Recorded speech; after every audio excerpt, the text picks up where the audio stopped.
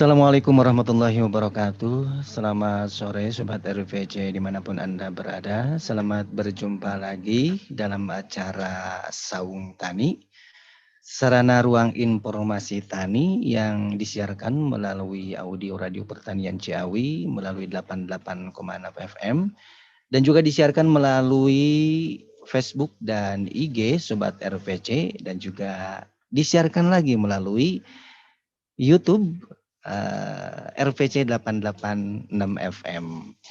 Dan bersama saya Derus juga ditemani salah seorang teman saya juga nih. Ada Osi di sini Kak Derus. Iya, dengan Mbak Osi ya akan menemani Sobat RVC dalam acara Saung Tani ini hingga pukul 17 nanti sore waktu Indonesia Barat. Dan tentunya dalam acara Saung Tani ini sore ini akan menyuguhkan ataupun mengetengahkan tema ya yaitu Jarwo Riting. Iya.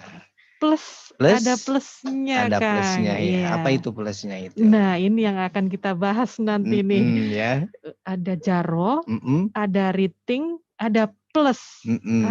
Ini yang nanti akan kita gali. Akan kita Iya. kupas tuntas ya. Iya, kupas tuntas di sore hari ini. Sore hari ini. Ini tentu juga kita tidak berdua ya. Nanti juga insya Allah akan hadir ya. Iya. Hadir melalui live Zoom ya. Yes. Dengan salah seorang narasumber ya. Dan tentu nanti akan membahas ataupun memberikan sesuatu yang terbaik buat Sobat RPC juga ya. Betul. Yaitu Jarwo Riting plus. Iya. Jangan ketinggalan plusnya nih, Kang. Plusnya apa itu? Nah, itu kan nanti kita akan tanya-tanya lebih lanjut ya. Kalau Jarwo kan ya Jarwo Gowo. Ya. Ritingnya apa nih? Parit Riting ya. Parit keliling katanya keliling tuh. Ya. Iya. Ini adalah salah satu metode untuk menanam agar senantiasa menghasilkan yang lebih maksimal ya Mbak Usia. Makanya tentu perlu kita ketahui juga ya tentang Jarwo Riting ini ya, dan plusnya yang tadi bilang plusnya ini nih ngobrol-ngobrol nih seperti apa gitu ya. Plusnya ini. Bikin penasaran ya. Dan di tengah-tengah acara nanti ada juga karena ini kita bicara tentang padi nih kan. Padi, iya betul. Padi kan kita asumsikan padi itu hamparan gitu ya. Jadi hijau. Ya, kadang ada kuning ketika sudah akan panen. Akan panen ya, betul. Nah, ini nanti ternyata sawah itu juga bisa dihias. Bisa dihias ya. Bikin menjadi lebih indah. Lebih indah. Barangkali ya. Iya. Betul. Dengan apakah itu? Nah, kita juga akan gali itu ke narasumber kita. Jadi kalau seperti biasa kita ya di sawah hamparan yang kuning agak dikit-dikit hijau, sebelum dihias juga udah kelihatan indah ya. Iya. Apalagi ini ada tambahan bisa dihias nih. Bisa dihias. Dengan apa itu? Ya, dengan nanti warna-warna yang lebih jreng. Tapi barangkali nih dihiasi juga ini kayaknya dengan yang bisa bermanfaat juga kali ya. Iya, tentu saja. Jadi bukan menghias sembarangan ya. Bukan sembarang menghias. Bukan sembarang menghias. Dan ini dilombakan loh Kang Derus. Oh, ini dilombakan juga. Iya, dilombakan. Nah, pada saat ini narasumber kita ini juga akan mempersiapkan pas momennya acara ini nanti ada pengumuman lomba hiasnya. Iya, jadi pengumuman lomba hias ya. Yang diikuti oleh kelompok wanita tani. Kelompok wanita tani, iya. Di Kabupaten, perlu disebutkan sekarang nggak Kang Derus? Boleh juga apa enggak ya? Kasih bocoran ya. Sedikit aja ya. Iya. Dari Kabupaten Banjarnegara. Oh, Banjarnegara. Ya, di Jawa Tengah. Di Jawa Tengah. Jadi kelompok wanita tani ini bersemangat ya, bersemangat untuk berlomba menghiasi hamparan sawah itu. Iya, betul. Mungkin ini juga salah satu cara atau metode dari narasumber kita ini untuk memperkenalkan metode yang beliau usung. Iya, mungkin betul. Loh ya. Iya, betul. Untuk pertama memperkenalkan juga ya. Betul. Kedua juga tentu untuk menambah wawasan juga ataupun menambah yang lainnya gitu kan untuk kelompok wanita tani termasuk kita juga sebagai petani contohnya ya termasuk Sobat RPC juga ya. Membuat daya pikat tertentu nih. Nah, betul. Kadang kalau kita tidak ada daya pikat, kadang bukan malas ya. Jadi nggak tertarik ya? Nggak tertarik, iya. Nah, rupanya yang kita tunggu-tunggu sudah ada di tengah-tengah kita nih. Iya, sudah tersambung Kang Derus, ya. Perlu kita perkenalkan dulu. Iya, tentu saja. Oke. Nah, ini kalau kita lihat dari sini nampak di sana hijauannya. Kelihatan kan Kang Derus ya? Betul, ada merahnya. Nah, itu. Apakah merah-merahnya itu, apakah itu juga padi atau bukan ya? Bukan ya. Ini kelihatannya lu menarik sekalinya dari sini nih. Betul. Nah, baik Mbak Osi, perkenalkan dulu. Nah, ini dia. Dengan narasumber kita. Ada live langsung dari hamparan sawah milik Bapak Sunarko SP. Beliau adalah, wah ini rentetannya sangat panjang sekali Kang Derus. Boleh disebutkan ya. Dan ternyata beliau ini sangat aktif dalam organisasi. Iya betul. Beliau adalah Ketua P4S Arta Tani Banjarnegara. Iya. Kemudian beliau juga merupakan Ketua Gapoktan Taruna Tani Desa Susukan, Sekretaris KTNA Kabupaten Banjarnegara, Sekretaris Asosiasi Penyuluh Swadaya, Kang. Waduh, banyak sekali ini Kabupaten Banjarnegara. Kemudian juga merupakan Ketua Komunitas Petani Andalan Susukan. Ya, dan juga Bendahara Mitra Andalan Pioner Kabupaten Banjarnegara. Juga merupakan anggota Badan Permusyawaratan Desa. Saking banyaknya nih. Jadi saking banyaknya ya, kita ini bacanya juga ya. Jadi nggak megap-megap nih. Tapi kita nanti bisa lebih tahu lagi ya, ini semua dengan langsung berbincang dengan narasumber kita ya. Oke, kita sapa kali ya. Iya dong, langsung. Harus memperkenalkan diri. Harus memperkenalkan diri kepada Sobat RPC ya. Iya. Assalamualaikum Pak Sunarko. Apakah suara kami terdengar dengan jelas? Waalaikumsalam warahmatullahi wabarakatuh, Mbak Osi. Kabar sehat? Iya, jelas sekali ya. Perkenalkan dulu ya, saya Derus. Nah, ini udah kenal sekali dengan yang satu ini. Dengan Mbak Osi ya. Iya. Baik, Bapak. Dipersilakan ya untuk memperkenalkan diri dulu kali ke Sobat RPC. Iya. Menyapa Sobat RPC. Iya, sapaan ya. Iya. Untuk ini Sobat RPC ya, Pak Sunarko. Silahkan. Baik, terima kasih. Halo Sobat RPC dimanapun Anda berada dan juga Mbak Osi. Iya. Selamat ketemu dan juga Mas Terus ya. Iya. Perkenalkan, nama saya Sunarko dari Desa Susukan. Di sini saya sebagai pengelola P4S Arta Tani Banjarnegara.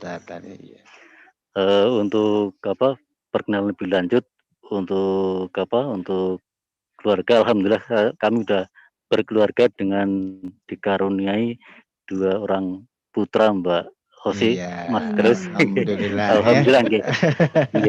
Alhamdulillah cowok semua, Mbak. Iya. Ya, siap. Penerus generasi Jarwaliting. Oke, siap. Adapun kegiatan sehari-harinya saya ini di desa lah ya. Di desa itu ada petani. Petani istilahnya itu petani blekutuk apa ya? Intinya petani monoton lah gitulah. Karena kami kan di desa kan kebanyakan mayoritas andalan kami memang di sawah gitu. Iya betul Pak. Ya rumah kami ya di sawah, jadi kebun seperti itu Mbak Osi, Mas Terus. Indah sekali ini. Sawah juga. Iya. Betul. Mungkin itu sedikit perkenalan dari saya Mbak Osi, Mbak Mas Terus ya. Jadi udah diperkenalkan dengan Pak Sunarko ini. Luar biasa ya, memang karena beliau ini ahli sekali nih Kang Derus dalam mengelola sawah, terutama ini padi. Sebenarnya banyak nih selain padi. Tapi hari ini kita khusus akan mengupas tuntas. Betul, tentang padi. Terutama metode yang beliau terapkan di Kecamatan Susukan. Betul begitu. Nah, apa yang menarik nih dari judulnya? Sangat menarik ya Kang Derus. Sangat menarik. Ya, sangat menarik dari jurnal, juga kemudian akan dikupas tuntas tentang masalah bagaimana metode-metode tentang penanaman padi yang bisa menghasilkan dengan maksimal. Pasti nanti akan dikupas ini. Sebelumnya kita mau tahu kan, Kang Derus ya, apa sih itu jarwo? Nah, betul. Iya, apa sih itu riting? Riting, iya. Nah, baik, langsung Mbak Si. Iya, perlu dijawab nih oleh narasumbernya. Betul, ini wajib nih. Silakan Pak Narko. Oke, siap Mbak Osi, Mas Terus. Jadi jarwo itu singkatannya kan Jadar Legowo lah ya. Itu sudah tidak asing lagi bagi kita, khususnya bagi para kelompok tani, bagi Gapoktan dan juga penyuluh lah. Itu karena memang itu adalah tupoksinya salah satunya di sana. Dalam hal ini mungkin sedikit berbeda dengan dengan jarwo yang istilah umum itu, bahwa menurut pengetahuan kami Jadar Legowo ini adalah sistem tanam padi dengan menggunakan beberapa baris tanaman atau lorong yang di salah satu sisinya itu dikasih lorong atau dikosongkan enggak. Namun teknologi yang kami gunakan di sini tidak kami sisipi ya. Artinya peluang-peluang yang kosong itu tidak kami sisipi seperti mungkin yang direkomendasikan, karena menurut pengalaman kami kalau ada tanaman sisipan itu tanaman menjadi lebih rapat, kemudian anakannya juga berkurang, juga kelembabannya terlalu tinggi sehingga mengundang terutama penyakit itu lebih cepat berkembang seperti itu. Sehingga kami pakai teknologi yang jarwo riting aman seperti itu. Begitu Mbak Osi, Mas Terus. Sejak kapan ini Pak Narko menerapkan metode jarwo riting ini di lahan Bapak? Kalau metode ini sebenarnya belum lama ya, belum lama kami terapkan sekitar mulai tahun 2017-an lah. Itu pun juga yang jarwo riting yang kami terapkan. Kalau kita tanam padi Jadar Legowo itu sih sudah dari SD pun kami sudah mulai kenal dengan sistem jarwo. Karena memang jarwo itu kan ditemukan di Banjarnegara nggih. Pak Legowo itu menemukan sistem padi jarwo itu Pak Legowo dari Banjarnegara. Sehingga kami pun juga sedikit banyak karena juga aktif di kelompok tani, sering-sering kumpulan juga di BPP dan segala macam, sehingga sedikit banyak kami tahu untuk pola tanam padi dengan sistem Jadar Legowo. Nah, namun perkembangan ke sini ya kami lihat dengan pola sistem Jadar Legowo saja, ternyata masih banyak kendala-kendala di lapangan, Mbak Osi, Mas Terus. Ya, permasalahan utama petani terutama di daerah kami itu kan hama, ya, penyakit, kekeringan, faktor tenaga itu pun juga termasuk kendala dari kami. Tapi dalam hal ini kaitannya dengan teknologi yang kami sampaikan jarwo riting plus ini ada lebih banyak, lebih umum ke faktor kendala di hama. Karena pada saat kita baru tanam padi, tanaman masih muda, itu hama utamanya itu adalah keong. Keong sangat luar biasa di sini, karena daerah kami ini pas kebetulan di daerah lahan irigasi teknis seperti itu. Dekat irigasi ya Pak ya. Dekat irigasi, bahkan di bawah irigasi. Sehingga ketika kita tanam padi, keong pun juga merajalela. Betul. Sementara kita kan tahu nggih bahwa keong atau siput itu kan senangnya di daerah perairan. Iya betul. Di daerah daerah ada airnya. Sehingga kita tahu kelemahan mereka kalau misalnya tanaman padinya itu dikasih parit atau dikasih got istilah kami. Pada saat lahannya kebanjiran atau banyak air, terus kita keringkan, di mana kita berikan got atau parit di tepian kan airnya kan meneping ya. airnya menepi, otomatis keongnya pun juga mencari air itu dengan sendirinya seperti itu. Ya, itu. Sehingga itu muncul ritingnya, parit keliling. Nah, parit kelilingnya itu kita berikan parit secara memutar di sekeliling lahan, bukan hanya di tepi lahan saja, di tepi, tapi juga di dalam petakan. Jadi semuanya itu pakai riting semua, pakai parit semua. Itu parit untuk keliling ya Pak di sekitar. Itu untuk antisipasi keong. Itu yang pertama. Yang kedua juga bisa untuk mengendalikan hama yang namanya kalau istilah kami adalah orong-orong. Tahu nggak Mbak sih orong-orong? Angge-angge. Angge-angge, orong-orong. Kalau bahasa Sundanya apa ya orong-orong? Belalangan bahasa Sundanya. Oh iya. Belalangan ya. Binatang kan? Iya. Oh iya, yang kayak kadal kecil bukan? Iya. Itu tangannya bergerigi kalau belalangan orang-orang angge-angge.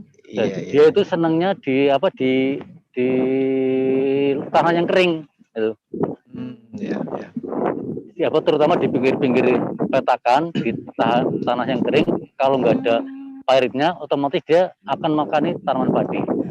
Sehingga manakala kita berikan pairit keliling dan di pairitnya itu ada airnya, otomatis angge-anggenya, orang-orangnya itu tidak menyerang tanaman padi yang kita budidayakan. Seperti itu. Jadi untuk jarwo biasa dan jarwo riting ini ya, kendalanya Pak, jadi lebih banyak di jarwo yang terlebih dahulu ada itu Pak? Iya, itu udah pasti.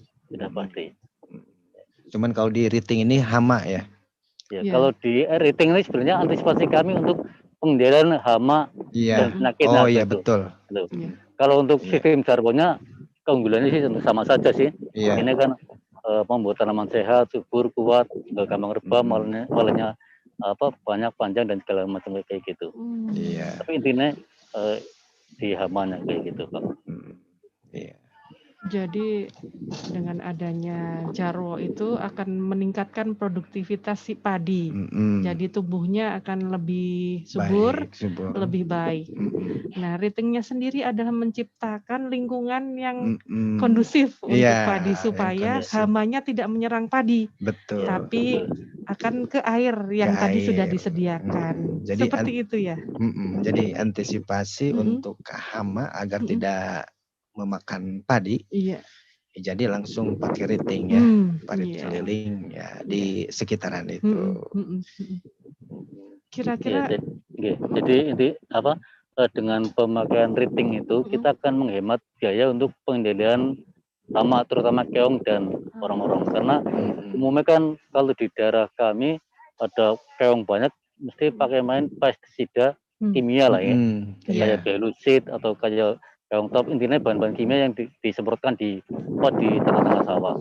Tapi ketika kita menggunakan parit keliling atau riting, kita cukup mengeringkan airnya, lahannya saja, airnya akan mengalir ke pinggir, keongnya juga otomatis mengalir ke pinggir. Kita tinggal mengutin ya, tinggal mengutin saja. Atau memang kalau terpaksa kita lagi sibuk banget atau males ya, kita mungkin nyemprotnya hanya di sekeliling tanaman saja, kan irit biaya kayak gitu.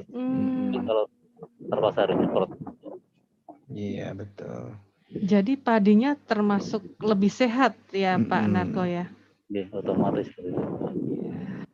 Luar biasa Kang Deris. Iya. Jadi ini dari keong ya. Keong ini emang sangat merusak sekali ya Bang kalau di padi. Pengalaman saya juga seperti itu. Kalau ini petani banyak gitu ya di kampung. Aduh banyak keongnya nih gimana gitu. Sambil per karung itu saking banyaknya itu Pak. Tapi kalau diterapin metode seperti ini, ya pasti ini akan lebih baik lagi ya kali ya. Menghemat waktu, menghemat biaya. Betul. Berasnya akan lebih sehat karena tidak terlalu sering terpapar oleh bahan-bahan kimia. Kimia ya. Betul. Iya. Dilanjutkan Mbak Osi. Jadi mengurangi pestisida. Terus untuk jarwonya ini juga penggunaan pupuknya lebih efektif ya Pak Narko ya? Lebih efektif, lebih mudah, lebih gampang, banyak keuntungan lah kita kalau kita menggunakan metode Jarwo-Riting Plus inilah. Gitu. Iya. Berapa luasan yang sudah ditanami dengan metode ini, Pak Narko? Pas kebetulan kalau ini nih, lahan ini kami punya lahan seperempat bau itu 0,2 hektar atau kurang lebih 1.750 meter. Ini adalah lahan khusus untuk pengkajian pengkajian teknologi lah, baik itu teknologi dari benih, pupuk, teknologi secara teknis. Jadi sebelum ada hal-hal baru kami sampaikan ke teman-teman petani di kelompok tani atau gapoktan, kami diuji kaji terap dulu di sini. Termasuk Jarwo-Riting ini juga awalnya kami ya hanya di lahan saya ini yang seperempat bau itu. Ya. Iya, jadi ini untuk bisa dijadikan tempat pelatihan juga sebelum menerapkan ke tempat yang lain juga ya, Mbak. Laboratoriumnya. Iya, jadi laboratorium dan download mandiri lah seperti itulah sebelum kita. Jadi udah terlebih dahulu mengetahui segala sesuatunya di sini kan, kalau ada yang baik ataupun kurang baiknya ya untuk diterapkan di tempat yang lain. Barangkali begitu. Sudah banyak belum yang mengikuti metode Jarwo-Riting ini, Pak Narko? Ya, alhamdulillah sejak tahun 2017 kami kenalkan ke teman-teman kelompok tani, kemudian ke teman-teman KTNA dan ke penyuluh. Alhamdulillah belum banyak, Mbak Osi. Oh, belum banyak. Kenapa itu? Padahal kalau melihat keuntungannya sangat banyak sekali ya, Kang Deris, banyak sekali dan lebih efektif penanganannya. Ya, itulah salah satu masalah dan kendala di tempat kami seperti itu. Makanya kami tidak pernah menyerah dan tidak pernah putus asa untuk mencoba, walaupun menurut teman-teman kami hasil kami lebih bagus, hasil kami lebih dari teman-teman yang lain, tapi mereka juga sedikit lah yang ikut lah, sedikit yang mau meniru. Ya karena mereka beranggapan ya pantas Pak Narko padi ini bagus lah, bakul pupuk, bakul obat, itu seperti itu. Ya pas nilai kebetulan kami memang ya ada kios lah seperti itu. Terus lagi juga ya memperung Pak Narko Mantri Tani. Jadi hal-hal seperti itulah yang bikin mereka mereka kurang respect, tapi juga ada sedikit yang mungkin agak berpikiran terbuka juga mencoba, walaupun hanya awalnya sepetak dua petak bagi saya nggak masalah ya. Dan kalau toh misalnya teknologi kami tidak diikuti mereka, itu bukan masalah bagi kami sifatnya kan berusaha, ada baiknya ya mau dipakai yang monggo, kalau tidak ya kami lakukan sendiri nggak masalah. Ini kan swadaya lah gitu lagi. Kecuali kalau ada program dari pemerintah misalnya harus di Jarwo-Riting Plus kan dah mereka jelas berbondong-bondong untuk minta ini minta itu. Tapi kan kalau swadaya jelas banyak mikir. Walaupun sebenarnya teknologi ini kan teknologi yang sangat murah, sangat gampang, sangat simpel, dan mereka sudah biasa melakukan gitu loh. Apa susahnya mereka membuat parit keliling? Bahkan alatnya juga bisa dibikin sederhana, bisa pakai karsibat ya, karung berisi batu yang ditarik dengan tali, atau mungkin juga bisa menggunakan bambu yang ditarik saja di tepian, atau menggunakan gedebuk pisang. Banyak teknis yang bisa dipakai. Atau mungkin dipakai tangan pun juga bisa. Iya, yang penting bisa menghasilkan parit. Ya, betul. Dengan cara apapun berbagai macam cara, dengan barang apapun, yang penting bisa menghasilkan parit itu kan. Ternyata disampaikan bahwa untuk membuat parit ini caranya cukup mudah. Dengan karsibat. Karung isi batu. Batu ya. Unik juga nih. Gimana itu caranya Pak Narko? Berapa luasan membuat paritnya itu dalam setiap hamparan? Kemudian bagaimana sih cara membuatnya? Kok bisa dikatakan mudah, itu seperti apa? Ya sebenarnya teknologinya kan sangat mudah dan sangat bisa dilakukan oleh semua orang lah. Kita ambil contoh saja, kita yang tidak repot-repot itu kan petani, saya yakin punya semua petani punya karung lah ya. Karung atau kandi atau bagor itu kan petani mesti punya. Yeah. Terus kalau batu kita bisa mungut di jalan ya. Jalan itu bisa. Nah, itu tinggal kita masukin ke karung, kemudian diikat ya, karungnya diikat, tinggal tarik di lahan di tepian, tapi memang sebelumnya lahannya perlu kita siapkan dulu. Artinya lahannya itu di agak kering kan, macak-macak, tapi nggak kering banget. Kemudian alatnya itu disiapkan, yang batunya dimasukin, kemudian diikat, ditarik di tepian, tinggal ditarik aja mengelilingi ini tepian. Itu bisa dilakukan oleh manusia? Dilakukannya kayaknya mudah sekali kan Kang Derus. Maksudnya kalau nggak mau melakukan bukan manusia. Maksudnya satu biasanya kan kita menggunakan mesin gitu ya. Jadi harus menggunakan traktor nih. Nah kalau ini kan sepertinya mudah. Mudah ini. Iya. Kayaknya, bukan kayaknya, emang kata Pak Narko tadi sangat mudah ya. Cuman menarik karung ya Pak Narko ya. Menarik karung di tepian gitu kan. Seperti itu sangat mudah sekali. Perlu kedalaman tertentu mungkin? Jadi ya idealnya kedalaman parit dan lebar itu 20 cm. Dalamannya dan lebarnya juga 20 cm. Tapi tidak harus seperti itulah. Artinya kita menyesuaikan. Yang penting kan aliran air itu bisa menepi ketika kita ada pengeringan. Iya, betul. Ini kan tujuannya kan untuk pengendalian keong dan galangan orang-orang. Jadi tidak harus 20 cm. Itu kan teori dan praktis lah gitu. Bisa saja 15 cm cukup, atau mungkin kalau yang lumpurnya terlalu berlumpur kan memang agak susah, paling 15 cm. Kalau yang terlalu berlumpur karungnya ditarik itu kan nanti kembali lagi kan seperti itu. Itu butuh teknis sendiri, harus dikeringkan kurang lebih 2-3 hari, setelah agak padat baru ditarik dengan karsibatnya itu bisa membentuk alur paritan, itu seperti itu. Dan teknologi ini kami sampaikan, maksudnya kami sajikan teknologi yang sangat sederhana lah. Artinya teman-teman kami petani teman-teman kami petani juga bisa melakukannya seperti itu.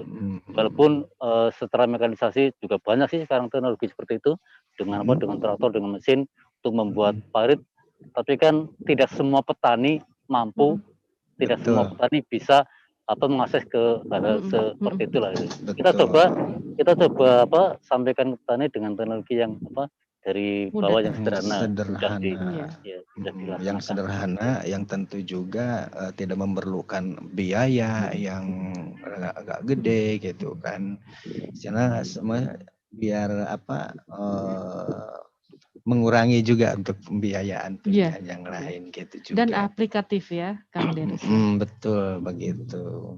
Jadi bikin parit tadi ya 15 atau tidak harus juga 20 ya Pak Narko ya. Betul. Yang penting barangkali bisa memancing keong berbondong-bondong masuk ke situ kali ya. Iya, betul.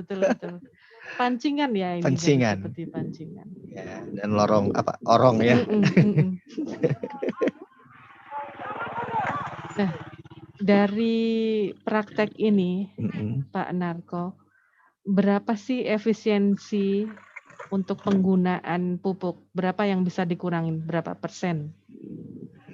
Ya, kalau yang kami praktekkan, karena kami kan jujur belum bisa full organik ya, tapi masih dengan teknologi katakanlah padi sehat lah kayak gitu lah. Artinya mengarah ke organik. Itu memang baru di tahun pertama tahun 2017 kami masih bisa dibilang masih biasa. Cuman bedanya ya masih konvensional, masih pakai pupuk sesuai rekomendasi, cuman baru main di teknologinya. Tapi semakin tahun ke sini kami coba untuk kurangi sampai 25%. Dengan penambahan pupuk organik dari awal sebelum tanam itu, pupuknya nanti kita kurangi sampai 25%. Dan hasilnya juga sebenarnya tidak kalah dengan yang konvensional. Cuman permasalahannya kalau kita sampaikan ke teman-teman petani, misalnya teknologi ini harus mengurangi sampai 50% atau bahkan lebih, kami nggak berani, kalau kami ya baru lah ya, dalam ini baru, walaupun mungkin beberapa tahun yang lalu kami adalah pemain organik juga Mbak Osi, tapi kami di sini belum berani se ekstrim yang pada saat yang lalu gitu. Mungkin bertahap ya Pak, akan menuju ke sana. Ya, jadi emang para petani juga tidak secara langsung dia itu tertarik juga. Karena seperti tadi di kendalanya itu kan, padahal kalau sudah sebetulnya mereka para petani memahami kemudian mencoba ya Pak, bisa jadi mereka lebih tertarik terus seperti ini gitu. Ya, karena kalau melihat efisiensinya 25 pengurangan pupuk, kemudian mungkin juga pestisidanya ya. Nah itu mungkin perlu waktu Derus ya, untuk mengajak masyarakat di sekitarnya untuk ikut menggunakan metode ini.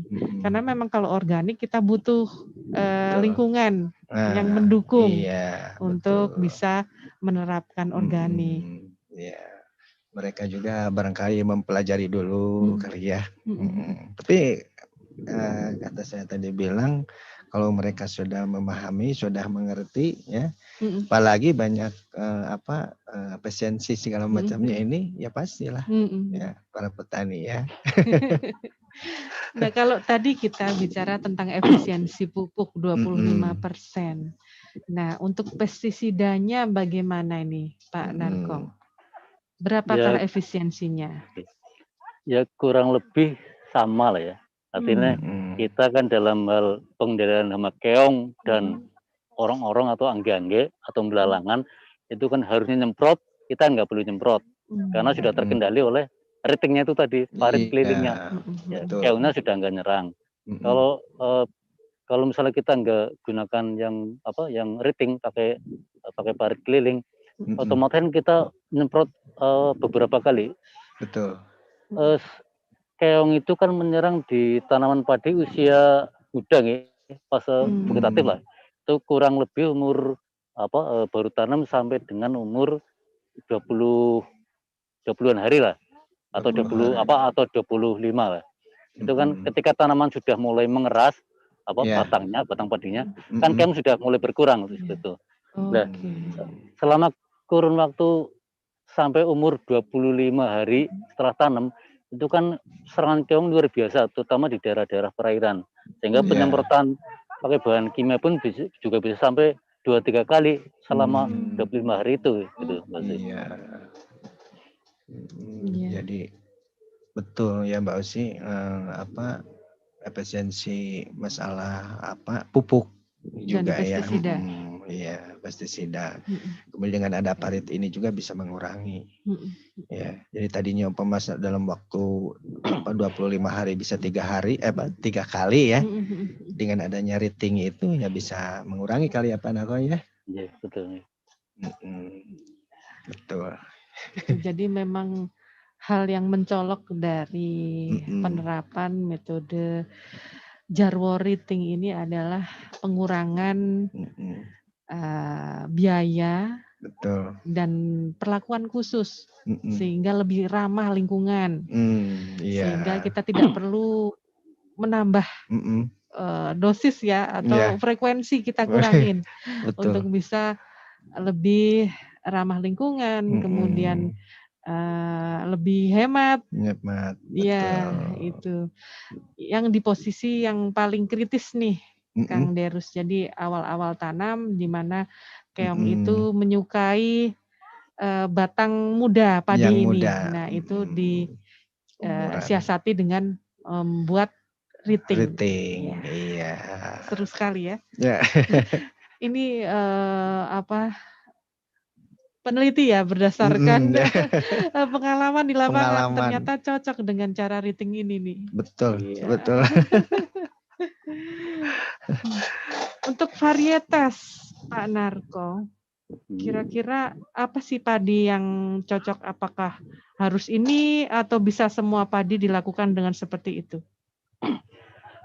Kalau teknologi ini tidak milih-milih varietas, tidak milih-milih jenis varietas padi, karena ini kan teknologi pengendalian hamanya, bukan teknologi perbenihan lah, atau memilih varietas itu bukan. Jadi baik itu varietas lokal ataupun hibrida itu bisa dilakukan dengan teknologi Jaro Riting Plus. Kalau yang lokal tapi saya sendiri jujur karena nun sewu ini juga termasuk demplot bagi kami mencoba untuk menanam padi dengan varietas yang memang unggulan. Walaupun lokal, tapi kami cari yang lokal unggulan, yang artinya potensinya memang itu bagus. Ya kenapa? Kalau kita sudah punya teknologinya, secara teknis kita sudah ada, tapi varietas padinya kita varietas padi yang biasa atau yang memiliki potensi biasa, lah ya apa artinya kan gitu loh. Jadi karena jujur memang orientasi kami masih ke orientasi produksi gitu. Iya. Jadi kami pilih benih yang bagus, teknologinya bagus, pupuknya juga berimbang bagus, insya Allah ya hasilnya pun juga bagus, tidak akan mengkhianati lah kayak gitu. Iya. Benar-benar premium. Perlakuannya spesial, berasnya beras premium. Betul. Jadi semuanya serba unggul ini kan. Iya. Iya. Menarik sekali ya. Iya, betul. Kang Derus. Nah, ini biasanya kalau Jarwo itu kan ada tipe-tipenya ya. Kang Derus. Ada yang 2:1. Iya. Nah, di hamparan padi ini tipe apa yang diterapkan Pak Narko? Baik.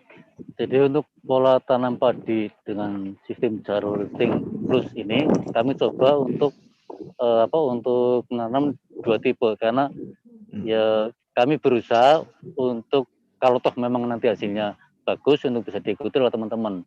Ya, sementara teknologi dengan Jaro Riting 21 menjauh kami bicara di lingkungan kami itu rata-rata mereka itu ya banyak keberatannya gitu. Karena mereka beranggapan bahwa dengan tanam padi Jaro 21 katanya itu eman-eman gitu loh. Banyak lahannya kosong. Ya. Malah kalau dikembalikan ke saya, mereka bilang ya karuan wong Pak Narko sawah dari nandur, dari nganggo. Ya, kalau saya tanah jajan, tanah beli kayak gitu ya, gitu. Sehingga kami coba untuk menerapkan dengan pola 21 dan 41. Dan sebenarnya menurut pengalaman kami, Jaro Riting 21 dan 41 masih unggulan yang 41 loh. Ini pengalaman kami loh ya. Entah teman-teman yang lain loh. Menurut kami itu 41 itu lebih unggul daripada yang 21. Ini di daerah kami sendiri gitu. Karena kami pernah mencoba tanam padi Jarwo dengan beberapa Jarwo 21, 31, 41, 51 sampai 61. Itu di tahun pokoknya 10 tahun yang lalu lah. Itu beberapa kali tanam ternyata yang bertahan hasilnya standar optimal itu di Jarwo 41. Namun ada mendiskriminasi banyak yang menyampaikan bahwa itu lebih bagus. Ya, bagaimanapun kami kan misalnya ya penyuluh lah ya, katakanlah penyuluh seperti itu. Sehingga kami harus merekomendasikan ataupun harus menyampaikan bahwa teknologi ini pun juga bagus ya. Tapi sih menurut kami sih yang namanya teknologi itu kan artinya kondisional Pak ya. Artinya bisa bagus di sini, belum tentu bisa diterapkan bagus di lokasi yang lain kayak gitu. Iya. Seperti jarum routing di sini juga sama, saya yakin mungkin di tempat yang lain juga mungkin nggak bisa dipakai kayak gitu, Mbak sih. Jadi kalau diterapkan di sini bagus, belum tentu di tempat yang lain sama bagus gitu ya, Pak Narko ya. Iya, laras. Perlu penelitian masing-masing ya. Jadi kekhasan apa sih yang ada di daerah tersebut, sehingga perlu perlakuan khusus sesuai dengan kekhasan di lokasi masing-masing gitu ya Kang Darus ya. Iya betul. Nah, bagaimana kalau kita break sebentar? Boleh. Kang Darus. Jadi baik, kita masih jeda dulu, Pak Narko. Sebentar. Oke, kita jeda dulu ya. Oke, siap. Baik, Sobat RPC dimanapun Anda berada, mari kita jeda dulu dan tetap jangan kemana-mana, masih di acara Saung Tani ya, dan di 886 FM.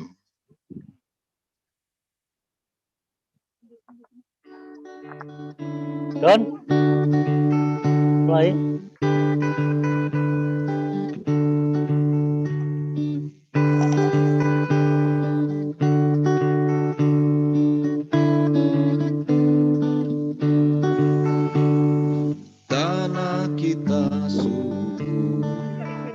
Menanti untuk disentuh, ayo kita segera bangun, menanam di lahan tidur. Hidup hanya sebentar, mengapa kita berduka? Ambil pacul dan parangmu, kelola lahan tidurmu. Bersatu padu kita sambut, ajaklah semua teman. Petani muda hidup mulia, teruskan kerja orang tua. Ribuan hektar lahan, jangan biarkan menganggur. Bukankah kita ingin makmur, segeralah kita menandur. Lahan tidur jadi solusi, petani muda beraksi. Kedaulatan pangan terbukti, dunia pun mengakui. Tanah kita menanti untuk disentuh. Ayo kita segera bangun, menanam di lahan tidur.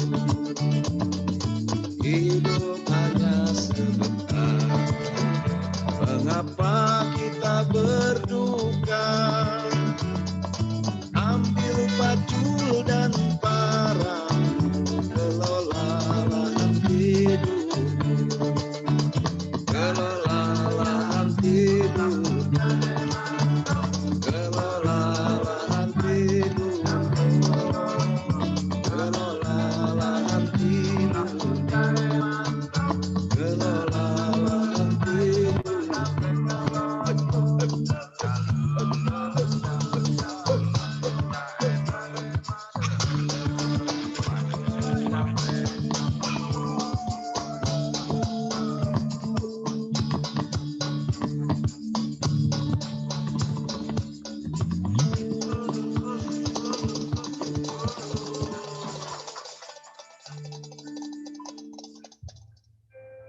Indonesia has been known as an agrarian or farming nation, which has enormous potential in the agricultural sector. There are around 27.2 million households, or 108 million people in Indonesia who depend their livelihoods on the agricultural sector. The agricultural sector plays a huge role in the nation's economy. Therefore, it is important for all of us to have a serious awareness of food security. In March, the World Food and Agricultural Organization, or FAO, has warned countries around the world about the potential of a world food crisis due to the COVID-19 pandemic. There's a disruption in labor activities. The food supply chain is also affected. As a result of the restriction policies in a number of countries, all of which can have an impact on food availability and also soaring food prices. Even FAO also predicts if countries around the world are not prepared or late in anticipation, then the food crisis could begin to occur in May or June this year. Even worse, we might not be able to rule out the possibility that the crisis will continue for the next 2 years while the world situation is recovering to normal. Regarding the urgency of agricultural development in Indonesia, the Indonesia government through the Ministry of Agriculture become more driven to continue programs that can actualize food security in our country. One of the programs is to continue running KRPL, which stands for Kawasan Rumah Pangan Lestari, or also known as SFRG, or Sustainable Food Reserve Garden. Kawasan Rumah Pangan Lestari has been running since 2010 and until 2019. This program has impacted around 23,000 villages in Indonesia. And in 2020, Kawasan Rumah Pangan Lestari has been transformed into a sharper and fresher program, Perkarangan Pangan Lestari, or P2L. Perkarangan Pangan Lestari is targeting relevant community groups such as Young Farmers Club, Youth Organization, Farmer Women's Group, Mosque Youth Group, and a lot others. Some approaches taken through Perkarangan Pangan Lestari program include sustainable agriculture, local wisdom, community service, and related to market orientation. This year, Perkarangan Pangan Lestari is given a target to bring up 1,500 new groups while also keep developing 2,100 existing groups. In order to accelerate food diversification as well as to strengthen food security in the community, the Ministry of Agriculture is currently pushing for the implementation of Perkarangan Pangan Lestari program.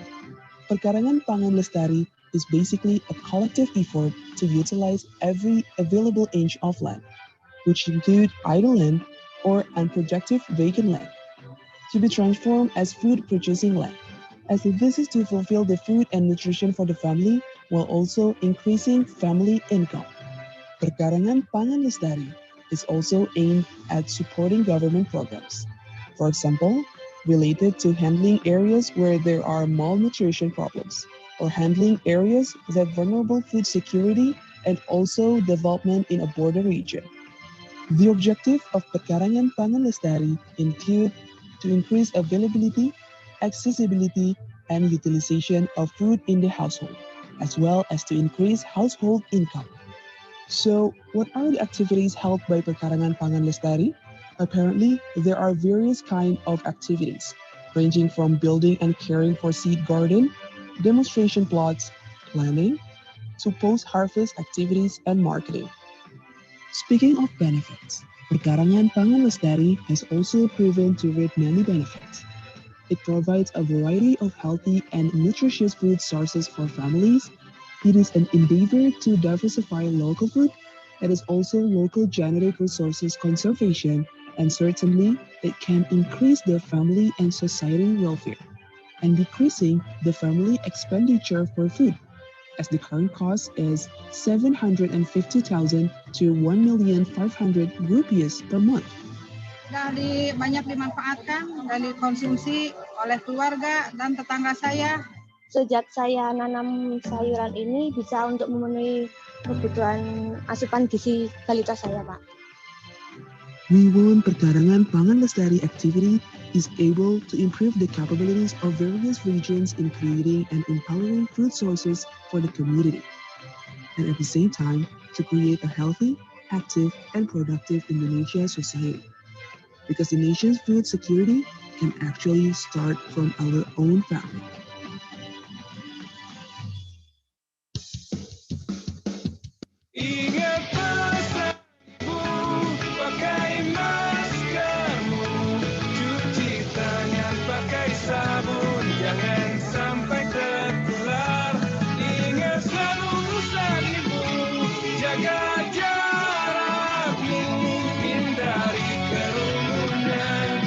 jaga keluargamu.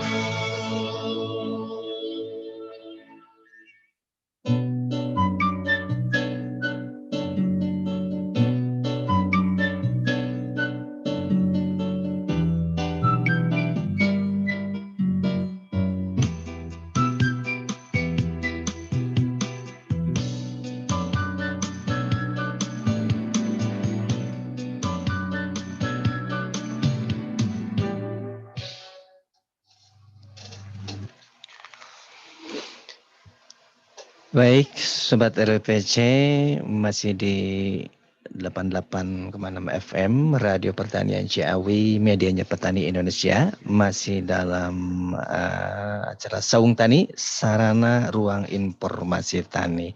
Dan masih bersama saya Derus dan juga Saya Osi. Iya, Mbak Osi masih tetap menemani Sobat RPC ya, Mbak Osi? Iya. Oh, hingga pukul 17 nanti ya. Iya. Sore ini ya, apa Kang Derus tumben nih, Ciawi panas banget. Adem. Apa? Panas dong. Padahal biasanya hujan terus ya. Iya. Ciawi. 2 hari panas nih. Sore-sore kita ngobrol tentang Jarwo Riting. Iya. Nah, Kita kembangkan lagi dengan narasumber kita, ngobrol, berbincang, Jarwo Riting plus. Pak, ini plusnya penasaran nih. Kayaknya plusnya lebih banyak nih ilmu buat kita. Iya. Nah, ini udah tersambung lagi ya dengan Bapak Narko. Halo. Halo. Oh, suara masih di mute. Oke, belum. Ya. Kedengaran? Oh, sudah ya, terdengar lagi. Terdengar lagi ya. Jarak Banjarnegara Ciawi. Jauh sekali. Ya, tapi bisa dipertemukan di sini. Kemudian bisa mendapatkan sesuatu ilmu tentang pertanian, terutama dalam padi. Iya. Iya. Dengan teknologi yang ramah lingkungan, namun tetap mudah diaplikasikan. Betul, ya. Ramah lingkungan, mudah diaplikasikan. Iya. Betul, Mbak Osi. Jadi tadi kita sebenarnya punya beberapa gambar nih, Kang Derus. Bagaimana sih metode tadi ya? Ada tipe 21, 41, 51, sampai 61. Nah, yang cocok diterapkan di Banjarnegara itu menggunakan tipe 41. Iya, 41. 4 baris. Satu apa itu? Satu parit atau kali apa ya? Satu lorong ya. Satu lorong. Halo. Lorong atau per berapa baris tanah? Ya, itu kalau yang Jarwo 41 berarti 4 baris, 1 plong atau lorong ya. Nanti 4 baris lagi, plong lagi kayak gitu. Paritnya di sebelah mana itu? Kalau paritnya itu mengelilingi petakan. Pokoknya jadi berapa petakan, baris yang per berapa baris ada satu petakan? Satu lorong 4 baris, 1 lorong kan? 4 baris 1 lorong. Nah, paritnya kalau paritnya itu tidak mengenal Jarwo, artinya tidak mengenal baris. Jadi paritnya posisinya itu di setiap tepian petakan sawah. Di pinggir-pinggir. Di pinggir petakan dan juga di dalam petakan. Kan pematang itu kan ada yang di pinggir dan yang di tengah yang di tengah sawah. Itu yang posisinya itu paritnya itu ya di pinggir sampai ke tengah, pokoknya mengitari petakan sawah. Jadi nggak di tengah-tengah barisan. Mengelilingi, ya. Mengelilingi sesuai petakan sawah yang ada. Bukan berarti gini Pak, 4 baris satu lorong, kemudian di sini 4 baris lagi, satu lorong, nggak seperti itu Pak? Bukan? Iya. Iya lorong seperti itu, cuman paritnya tetap di tepian petakan saja kayak gitu. Jadi satu petak ada paritnya, nanti setelah ada petakan lain ada paritnya lagi. Iya, jadi tidak ditentukan berapa baris, berapa lorong terus dikasih parit kayak gitu enggak. Tapi kita sesuaikan petak yang ada. Gitu ya, Pak betul, Narko ya. Betul. Jadi sangat mudah ya. Sangat mudah sekali. Ini kalau dipraktekkan seperti itu ya, jadi Jarwo 41 ya yang dipakai di Pak Narko ini. Nah, tadi pernah disebutkan bahwa ternyata belum banyak ini yang tertarik. Nah, setelah dibandingkan, mungkin Pak Narko juga sudah membandingkan nih.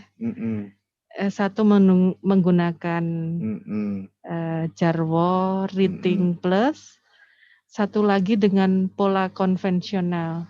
Bagaimana itu? Ada perbedaan apa di situ, Pak Narko? Ya, jadi menurut analisa saya yang kami lakukan sejak tahun 2017 itu memang teknologi awal ini kami cermati, kami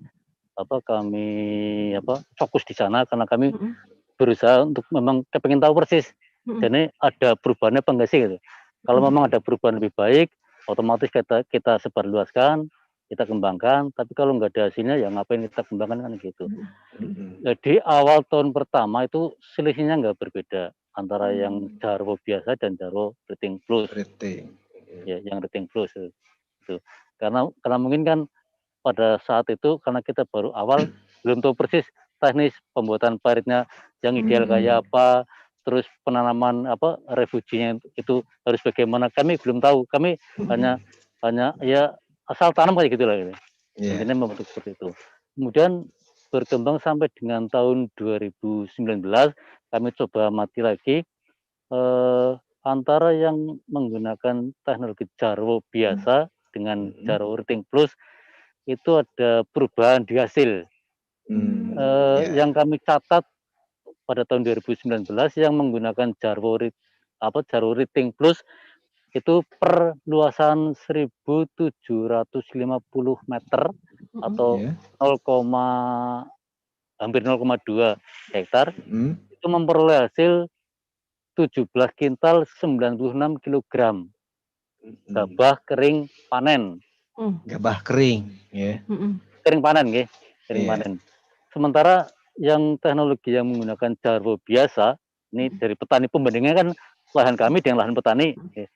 Nah, itu hasilnya 14 kintal 25 kilo. Jauh sekali ya. Ya. Ya logikanya karena mereka nggak ada parit, tanaman kita, padi kita aman dimakan keong dan juga belalangan orang-orang. Tanaman padi petani dimakani keong harus nyulam bola-bali, ya otomatis kan pengaruh ke produksinya kayak gitu. Logikanya seperti itulah. Iya. Tapi ini karena perbedaan yang sangat jauh sekali ya, 14 dan 17 ini bukan berarti dari varietasnya tersebut, bukan Pak? Varietas sama. Varietas sama. Ya, hanya beda di perlakuan teknologinya. Perlakuan. Dengan metode Jarwo Plus. Jadi dengan metode Jarwo Plus ini perlakuannya yang sangat baik sekali, otomatis hasilnya agak maksimal. Iya. Itu kan kelebihan dari teknologi Jarwo Riting Plus ini baru di ratingnya. Kalau Jarwo sih sama ya. Jarwo itu keunggulannya sama di ratingnya. Belum di plusnya itu. Yang memungkinkan ada peningkatan produksinya kan kayak gitu. Iya, ini baru di ratingnya nih Mbak. Jarwo sudah, ratingnya sudah. Cara membuatnya sangat mudah untuk paritnya. Betul. Hanya dengan menggunakan karung isi batu. Ini tidak susah. Iya. Tidak harus menggunakan mesin, iya. Gitu ya. Dengan tenaga manusia. Iya. Kita dan tarik. Menggunakan bahan yang ada. Nah, bahan yang ada. Tidak harus dengan karung juga bisa ya. Iya. Dengan tangan, dengan bambu ya Pak ya? Oke, betul Pak. Bisa. Tambah lagi satu nih Kang Satu apa tuh? Derus. Plusnya. Nah, ini yang plusnya pasti akan lebih banyak plusnya lagi nanti. Tentu saja produktivitasnya juga akan plus ya. Iya betul. Akan lebih plus lagi. Nah, gimana nih cara? Apa nih plusnya, Pak Narko? Ya, jadi Jarwo Riting Plus itu kan teknologi padi jajar legowo berparit keliling dan plusnya ini yang kami maksud adalah plus tanaman refugia di setiap pematang sawah. Jadi ada tanaman refugianya, loh sih Mas Terus. Iya, ini plusnya tanaman refugianya. Iya, refugia. Fungsinya apa sih tanaman ini? Ya, kalau untuk tanaman refugia itu kan macam ragam jenisnya lah ya. Bisa dari tanaman hias atau tanaman pangan pun juga bisa, tanaman sayur pun itu juga bisa. Nah, sebagian yang sudah mulai diikuti oleh petani itu refuginya itu tanaman kacang-kacangan. Di pematang-pematangnya itu tanaman kacang panjang. Gitu. Sayuran ya. Sayuran ya betul. Gitu. Kemudian juga ada pare, ada timun segala macam. Bagi saya itu nggak masalah, Pak. Nggak masalah. Intinya kan ada pemanfaatan pematang, ada pemanfaatan lahan. Bisa untuk menopang ya untuk tambahan tambahan income lah kayak gitulah. Iya, betul. Jadi keunggulan dari plusnya ini, dari refuginya ini kan kami lebih senang menggunakan tanaman dari bunga-bungaan, dari kembang-kembangan sebagai bordernya ya, sebagai tanaman pagar tanaman padi kami, karena banyak juga fungsinya di sana. Kalau kita melihat dari bunganya, dari warnanya, dia disenangi kupu-kupu ya, disenangi kupu-kupu. Nah, sementara kupu-kupu kan juga membantu proses penyerbukan di sana. Kemudian ada jenis tanaman lain kayak kenikir ya, kenikir ataupun ya kenikir atau apa istilahnya ya, suring apa ya? Ya puring ya. Suring apa ya? Suring. Ya intinya ya itu kan tanamannya kan berbau. Nah, aroma dari bau ini ternyata tidak disenangi oleh hama tanaman padi sejenis wereng-werengan. Iya. Ya itu pengalaman kami terbukti tanaman kami alhamdulillah pada saat ada serangan wereng aman, walaupun ada tapi tidak separah yang tanaman tidak menggunakan jarum refugia gitu. Itu satu. Kemudian juga refugianya ini, tanaman kembang-kembangan ini juga bisa menarik atau sebagai tempatnya musuh alami atau predator. Seperti laba-laba, dia hidup di tanaman refugia, kembang-kembangan. Dia menangkap hama yang mungkin masuk ya, hama yang ada di tanaman refugia juga dimakan. Seperti itu. Jadi akan mengurangi tingkat serangan dari hama yang ada di seputaran lahan Jarwo Riting Plus tersebut. Dan dari sisi lain membuat kami sendiri betah di sawah Mbak Osi. Nah, ini dia. Betul. Selain predator, organisme pengganggu tanaman, khususnya wereng, ternyata kumbang-kumbang juga suka membuat betah di sawah. Betul. Jadi semuanya senang. Iya. Bisa membuat senang, bisa membuat betah di situ. Iya benar. Luar biasa. Luar biasa, betul. Jadi tadi selain daripada refugia itu ya, bisa ditanemin dengan sayur-sayuran ya Pak ya, kacang, segala macam itu selain kemanfaatannya untuk menambah income, bisa juga untuk menambah untuk kebutuhan kita dapur, ataupun pengelola. Dan kalau kenikir pun enak juga ya Kang Derus. Iya, ya. Betul. Kalau di Sunda kita buat lalap ya. Alam, betul sekali. Apalagi di sawah yang sangat indah seperti ini. Sambil memandangi hamparan padi. Kayaknya nggak mau pulang. Nah, sangat sejuk. Pantes nih Pak Narko betah banget di sini ya. Ya. Betul Mbak Osi. Jadi saya kalau 1 minggu nggak lihat ke sawah, rasanya udah luar udah gimana biasa. gitu loh. Iya, betul. Iya. Karena di sawah semuanya ada, melihat yang indah, bunganya bagus, kemudian dari sayur-sayurnya juga ada, gitu. Enak, pantas bikin Pak Narko betah di situ. Iya, gitu, betul. Ya. Ini karena refugiannya ya? Ya, refugiannya. Kemudian dari refugiannya juga itu ya banyak sekali fungsinya ya, manfaatnya ya. Seperti tadi kan jadi tumbuh bunga yang merah itu kupu-kupu ya Pak ya. Bisa di situ, kemudian bisa untuk menumbuhkan padi juga kan. Kemudian juga tadi laba-laba juga ya. Iya, predator alam. Bisa. Kemudian yang harum baunya itu yang tidak enak juga bisa mengusir apa ya? Iya, nggih. Si hama orang. Iya. Ini sangat luar biasa, banyak sekali ini kemanfaatan plusnya. Ini makanya masih belum terkupas semua ini. Iya, ya. Betul. Apa ya? Saya belajar banyak pada beliau tentang organik. Tadi pernah disampaikan oleh Pak Narko.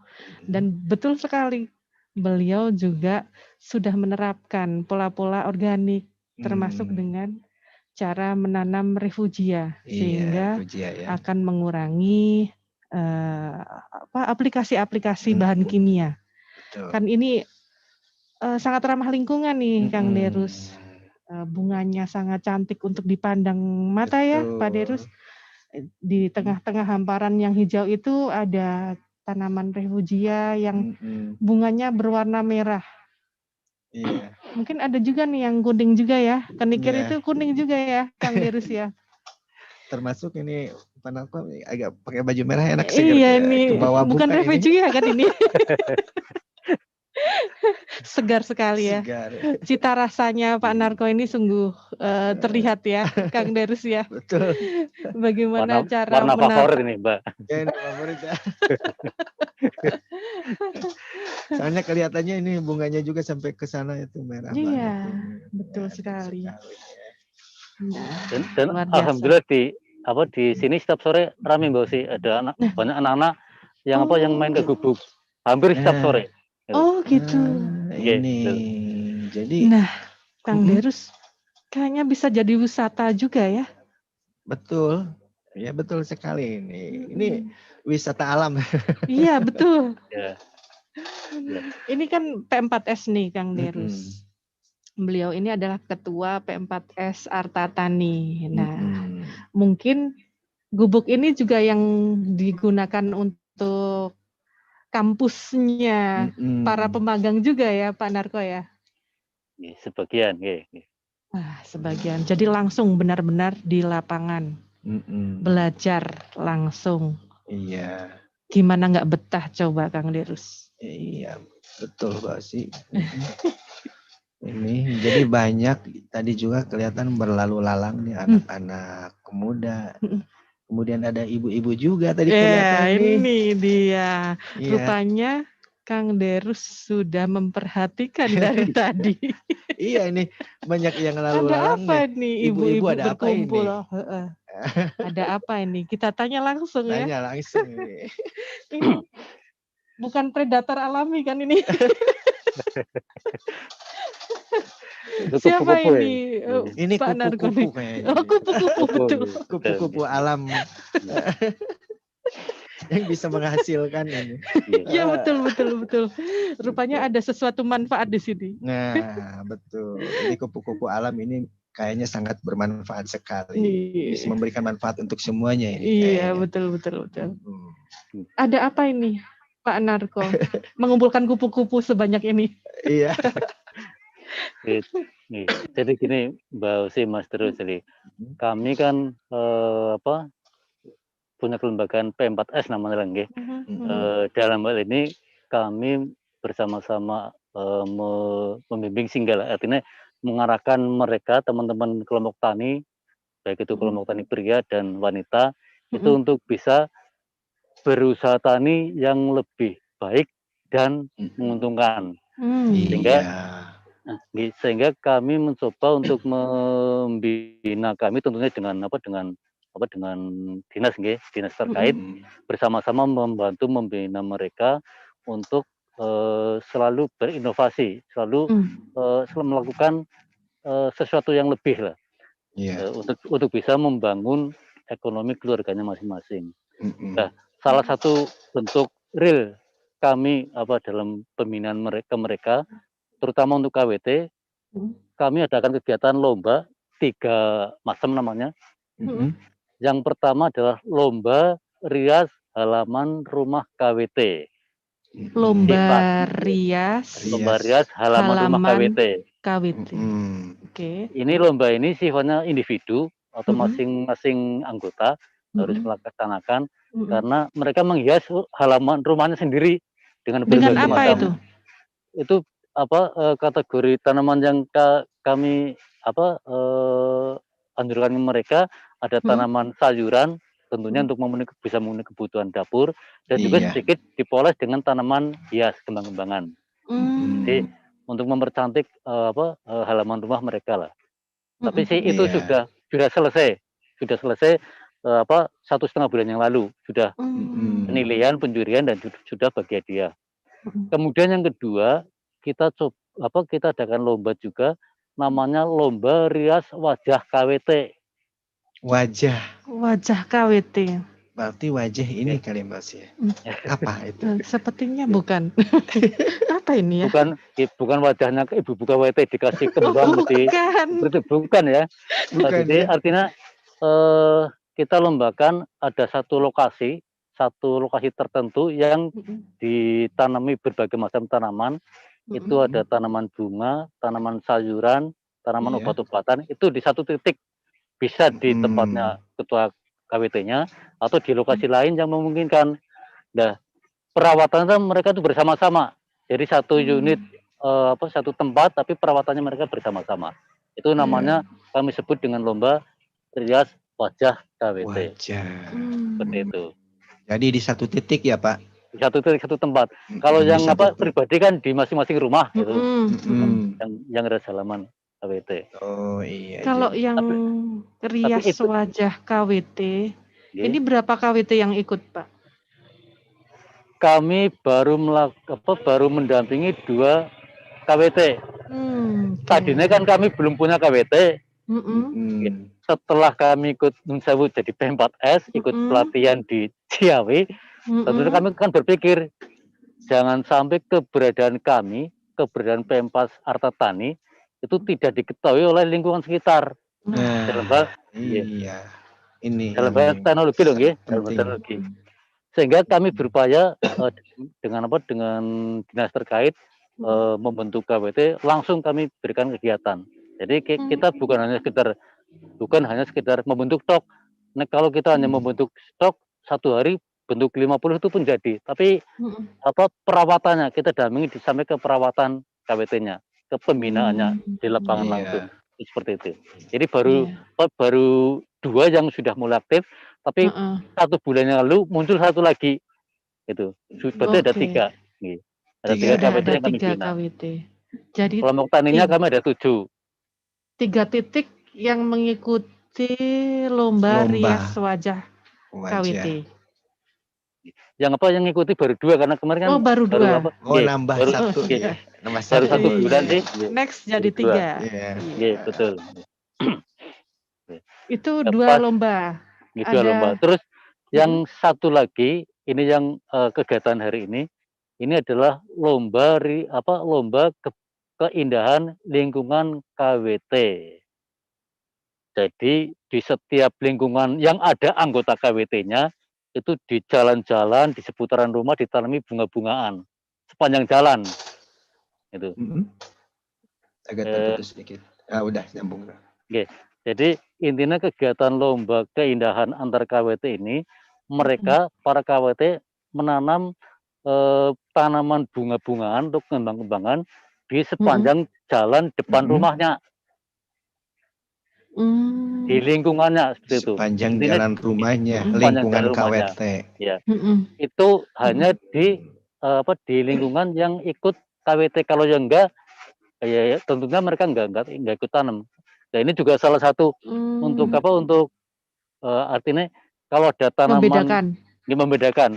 Kalau ada tanaman hiasnya di depan rumah, oh berarti itu anggota KWT. Kalau tidak, itu berarti belum. Itu yang nanti kita bidik tuh seperti itu. Nah, pas berarti kebetulan,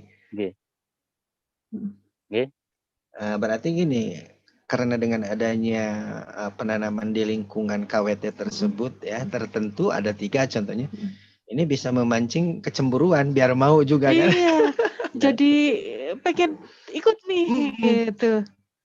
Kayak seperti ini ya untuk bisa menarik juga ya Mbak Osi, menarik minat mereka. Ya Pak ya. Betul ya, betul ya. Ya terbukti muncul satu lagi kepengen dibentuk. Kami nggak menawarkan, tapi mereka menawarkan diri kayak gitu loh.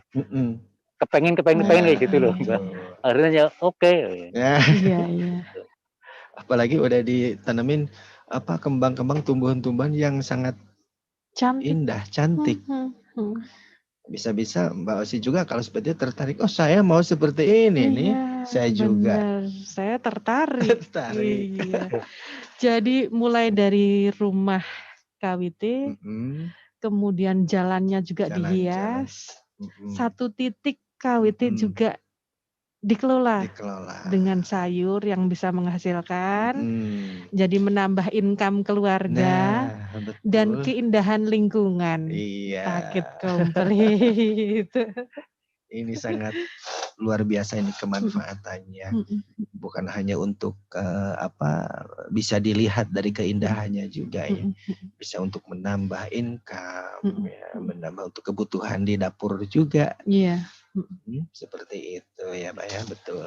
Luar biasa. Ini sebenarnya ada satu lagi keinginan kami Mbak Osi, Mas Darus. Ya. Apa ini? Plus satu lagi nih sepertinya. Iya, masih banyak plusnya nih. Jadi sebenarnya kami pun juga berkeinginan untuk untuk mensosialisasikan teknologi kami secara luas. Kami juga kepingin membuat hamparan luasan padi dengan teknologi Jarum Riting Plus ya. Cuman permasalahannya kami belum bisa ke sana karena ya ada beberapa hal ya sehingga kami belum bisa sampai ke sana. Tapi itu impian kami.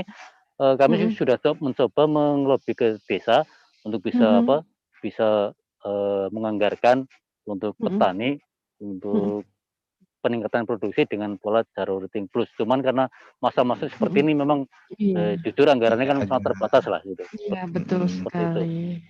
Jadi memang di era pandemi ini ya Pak Narko ya. Iya, betul.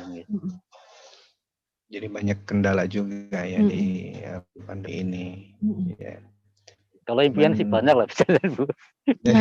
Ini. Kita hidup dengan impian. Iya. Dan bangun untuk mewujudkan. Oke, siap. Halo? Halo? Halo? Halo? Halo? Apa masih tersambung dengan kami? Oke, agak keputus Pak ya. Ini dia.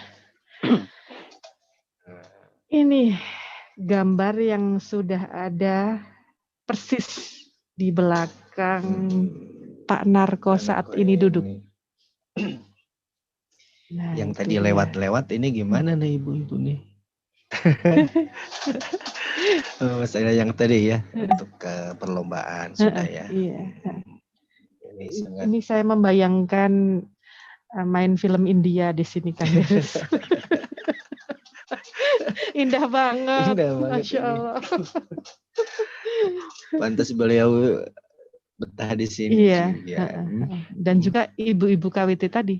Nah, ibu-ibu KPT tadi benar-benar ya. Iya. Nah, ini.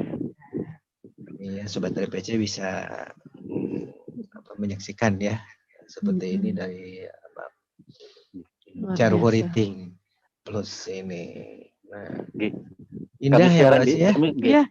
kami siaran di sini kan juga permintaan seseorang Mas Terus. Nah, itu dia. Yang mungkin kepincut sama pemandangan yang indah ini. Katanya ada yang jatuh cinta dengan model sawah saya gitu loh. Aduh, luar biasa kan Derus, gimana?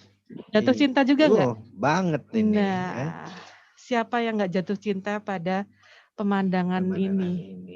Padinya yang sangat bagus ini, ya, subur, pertumbuhannya, iya.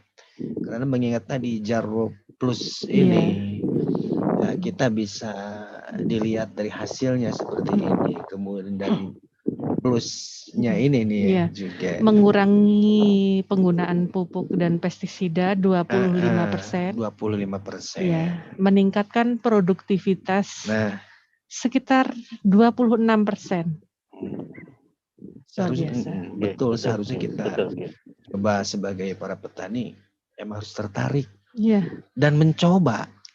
Bukan tertarik aja. Iya, betul. Kalau tertarik semua orang pasti tertarik. Tapi untuk mencoba ya Pak Narko, ini sangat banyak kendalanya untuk mencoba. Karena kendala ini. Tapi tetap kita bersosialisasi, berkomunikasi itu yang lebih baik barangkali. Harus mencoba dulu mungkin. Dan bertanya-tanya kepada ahlinya. Yang sudah mempraktekannya. Betul, bertanya biar tidak sesat di jalan. Iya, betul. Nah, ada yang menarik ini. Kapan ini tanaman refugia ini mulai ditanam? Ya, kalau idealnya untuk tanaman refugia itu ditanam sebelum tanaman padi ditanam. Karena kan kita kan mau mengambil nilai fungsi refugianya itu ya, Iya. Jadi kalau ditanam setelat, ya otomatis tanaman refugianya itu kurang berfungsi atau malah tidak berfungsi. Karena yang diharapkan dari refugianya itu kan kembang-kembangnya itu bisa untuk membantu menolak, menarik hama ataupun menarik predator gitu. Iya. Jadi terlebih dahulu sebelum padi ditanam, ya, jadi refugia ini harus terlebih dahulu ditanam karena untuk mengantisipasi hama, untuk menarik juga sesuatu yang lebih baik. Jadi ketika tanaman masih muda, tanaman masih umuran kurang lebih 1 bulanan lah ya, itu diharapkan tanaman refugianya itu sudah mulai keluar bunganya. Jadi nilai fungsi refugianya itu mulai main di sana. Tanaman padi berkembang, meteng, locot, bunganya juga semakin mekar banyak, bisa untuk menanggulangi hama. Tapi ketika tanaman padi sudah tinggi, tanaman refugia baru ditanam, belum keluar bunganya, ya nggak fungsi kan gitu. Iya. Jadi setiap panen tanaman refugianya juga usianya sama nggak dengan tanaman padinya? Hampir sama. Jadi hampir sama ya. Jadi terlebih dahulu Pak padi dulu. Padi dulu. Bunga dulu ya. Kemudian juga kita harus melihat dari varietas bunga itu yang umurannya harus sesuai dengan umuran panen padi ya Pak. Seperti itu enggak Pak? Ya sebenarnya enggak, tapi minimal rata-rata kalau untuk tanaman khusus bunga-bungaan kan waktu panen kan 3-4 bulan lah. Jadi seumuran dengan tanaman padi. Iya. Ya, memang ada beberapa tanaman kembang refugia yang tanamannya agak lama usianya, itu memang ada. Tapi ya biasanya bunga-bunganya itu agak kurang menarik seperti itu. Yang pas ya seperti ini ada tanaman refugia dari jenis hudel, tombel ya, kemudian ada curing, ada kembang kertas dan sebagainya, itu yang cocok di sini untuk ditanami sebagai refugia. Gitu. Iya. Jadi kita melihat juga bunganya ya seperti yang di Pak Narko terapkan ini ya untuk varietasnya. Soalnya kan kalau kita menanam dari awal kecil barangkali Pak ya agak lama juga ya. Kita harus mengukur waktu Mbak Usi barangkali. Mengukur waktu sampai contoh menanam bunga. Kalau dari kecil nggak mungkin ya. Berarti dari udah mau tumbuh bunga kali ya Pak ya. Iya, betul. Ya Pak, paling tidak umur umur 1 bulan lah. Bunganya ya Pak ya. Iya. Jadi bunga umur 1 bulan udah harus ditanam sebelum padi di itu ya. Nanti ketika padi sudah mau tumbuh baik, yaitu bunga sudah siap kali barangkali Pak ya. Iya, betul. Iya. Banyak sekali Mbak Usi di belakang. Para ibu-ibu ini KWT. Katanya. Sudah ada pengumuman belum ini Pak Narko? Sebentar tak tanyain. Oh iya. Gimana, Bro? Seru banget ya Kang Derus ya. Ada berapa ibu-ibu itu ini yang nih, kumpul? Sudah waktunya pengumuman ini katanya nih. Nanti kami dekatkan lagi. Iya. Wow. Halo. Oh, hadap sana ya. Halo. Ya. Halo ibu-ibu KWT.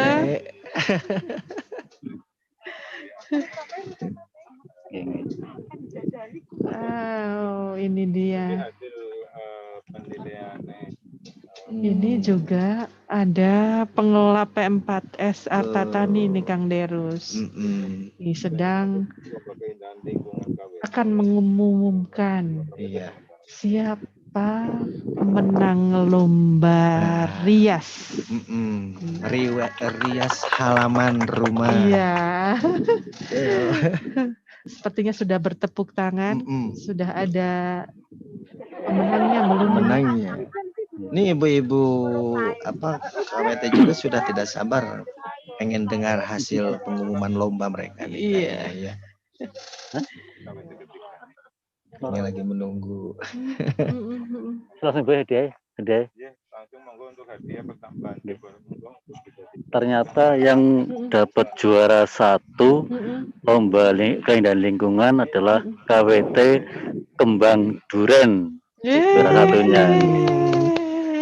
Selamat.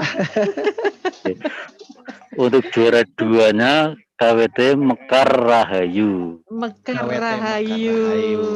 Juara 2. Tambah semangat jadinya Kang Derus. Dapat hadiah. Tambah semangat. Tambahan dapat juga. Nah. Lingkungannya indah. Betul. Banyak plusnya. Iya bener. Luar biasa ini. Serah terima hadiah ini. Waduh. Serah terima hadiah ini. Juara 1. Juara 1 ya Pak ya. Juara 1 ini. Ya, selamat ibu-ibu. Iya. Tetap semangat memperindah lingkungan. Iya. Mudah-mudahan dengan ada perlombaan ini nih, juara 2 juga bisa menambah semangat yang lebih-lebih. Iya. Ini nggak bisa dibayangkan ya, Kang Derus. Pembagian lomba diadakan di tengah sawah. Nah, ini baru pertama kali kan? Biasanya di atas panggung ataupun di mana ya? Betul. Ini di atas hamparan padi dengan menggunakan metode Jarwo Riting Plus. Ini kalau nggak masuk pandemi seperti ini, kami undang satu kecamatan ini, Mbak Usi, untuk hadir di sini. Iya. Benar itu. Mungkin Pak Derus ingin juga ke sana nggak? Banget, Mbak Usi, ini sangat terbayang ini. Aduh. Ini padinya yang sangat baik sekali ini. Sangat bagus ini tumbuhnya, ini kelihatan dari sini Mbak Usi. Jangan janji loh Mbak Usi. Nah, tuh kan jangan janji. Gok ditagih maksudnya loh.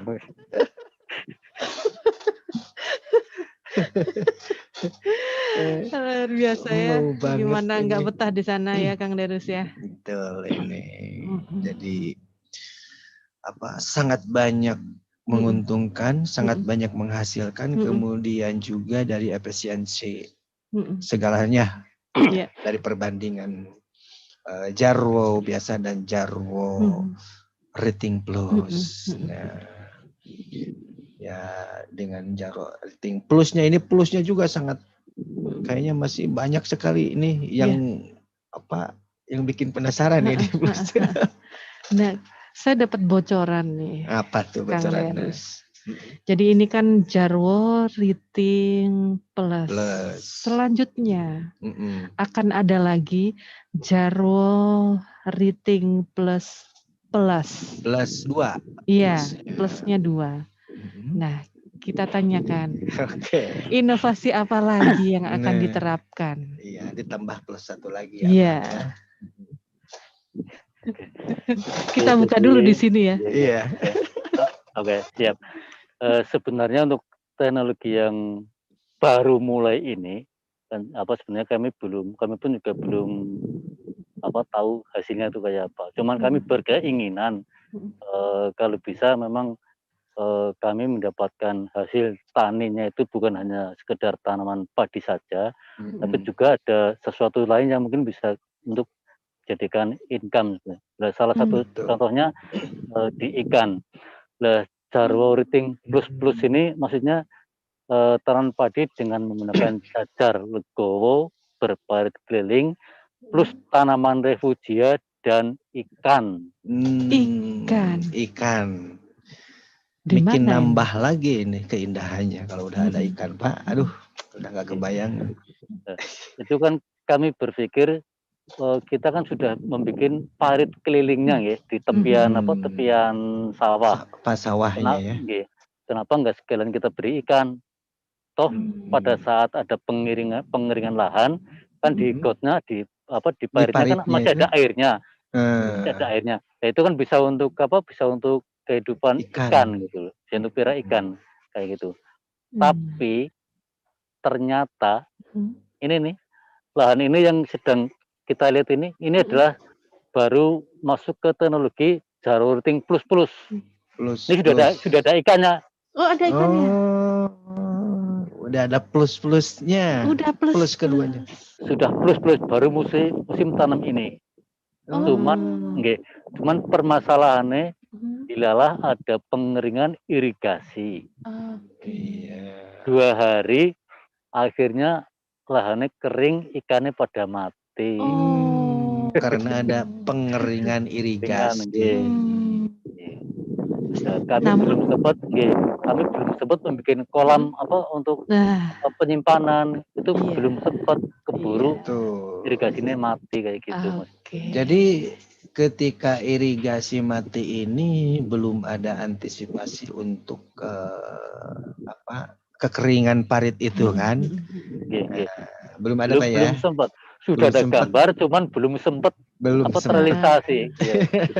Memang kadang ide-ide inovasi itu muncul tatkala ada masalah hambatan yang ada ya, gitu ya Kang. Tatkala ada yang genting-genting. Iya.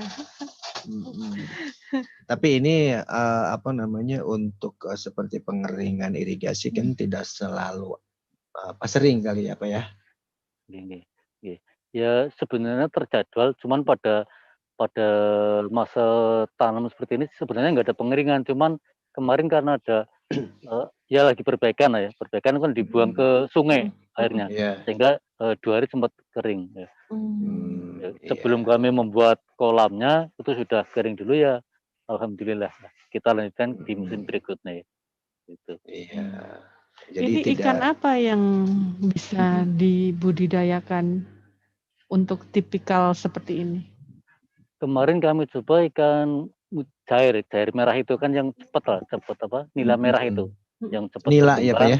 Ya nila merah kan cepat berkembang di tanaman sawah itu juga bagus ya. Kalau ikan nila kayaknya agak agak bandel juga ya Pak ya? Agak bandel nih, betul. Agak bandel kan, nggak terlalu manja kan. Jadi emang untuk pertumbuhannya agak cepat kali Pak ya? Betul. Kemudian juga kalau ikan itu juga di dalam parit tersebut kan suka ada keong-keong barangkali kita untuk makanannya bisa kali Pak ya? Ya makanannya itu kan termasuk hama-hama itu bisa dimakan juga. Kalau keong sih dia nggak mau makan keong, nggak mau ya, kecuali kecuali lele ya. Dipukulin. Kecuali lele atau keong sudah diracik, diracik ya. Kalau udah diracik ya memang mau dia makan. Kalau gelondongan dia nggak mau Mbak Usi. Nggak mau, nggak mampu. Kalau lele bisa juga nggak Pak Narko? Ya sangat bisa. Sangat apalagi, bisa kalau lele. Betul, apalagi biasa kalau lele dia tidak tahu tempat, yang penting ada air barangkali Pak ya. Ya betul. Dia kan termasuk ikan yang ekstrim lah, hidup di limbah pun juga dia mampu ekstrim, kan. Betul. Dia di limbah juga, di lumpur. Cuma kan nilai lele itu nilai estetika di lahannya kan kurang. Beda dengan nila merah itu kan. Iya. Kalau kita kunjungi tambah betah lagi di sawah. Pilihannya selalu kalau lele betul. Kalau ikan nila itu agak sedikit kelihatannya gimana ya kita. Kalau lele kan ekstrim betul. Kalau lele. Ini tadi kan kedalaman parit 15 cm ya, Kang Derus. Minimal. Nah, kalau dengan adanya budidaya ikan ini, apakah perlu ditambahkan kedalaman paritnya? Ya kalau menurut saya sih perlu sekali, karena untuk antisipasi itu seperti tadi ada pengeringan. Kalau misalnya ada kedalaman parit sampai dengan 30 itu kan bisa menampung air. Betul. Itu bisa untuk kehidupan ikan. Itu menurut saya itu kalau memang berniatan dengan teknologi Jaro Riting Plus ya pembuatan ritingnya itu perlu diperhatikan, diperdalam bagi itu. Jadi kalau untuk menambah plus-plusnya itu emang kita harus memperhitungkan untuk kedalaman paritnya. Agar ketika nanti suatu saat ada irigasi pengeringan, ya di situ sudah tersimpan ya air cadangan ya Pak. Betul. Gitu.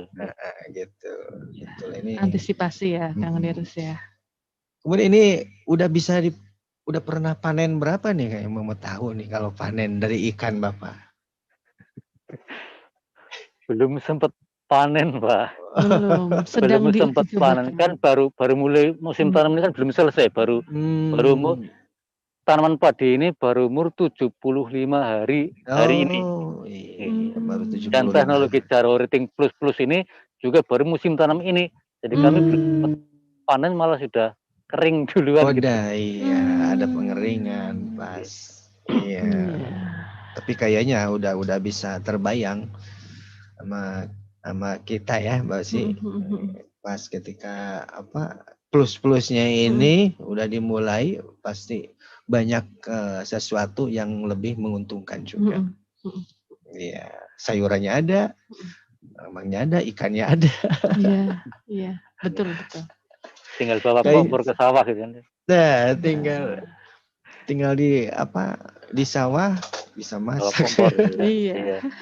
Lebih betah lagi Mbak sih sambil kita ngasih makanan ya Pak ya. Iya. Betul Mas. Kan itu bisa yang tadi Mbak Usi bilang untuk wisata alam di situ. Sepertinya memang sudah diagendakan, sudah direncanakan. Kayaknya di balik masker ada senyum-senyum itu. Narko ya. Semua sudah itu sudah masuk program utama. Bener. Program utama, tapi mungkin jadi yang terakhir barangkali. Iya. Cuman menunggu dan melihat sikon kali ya. Betul. Tunggu tanggal mainnya. Nah, itu. Terutama sikon yang sekarang lagi pandemi ini sangat menjadi kendala. Iya, untuk itu. Kang Derus, rupanya kita tinggal di 5 menit terakhir. Iya. Luar biasa sekali apa yang telah kita pelajari. Betul. Ini baru kulit-kulitnya aja nih, Kang Derus. Iya. Banyak hal teknis yang perlu digali. dari betul.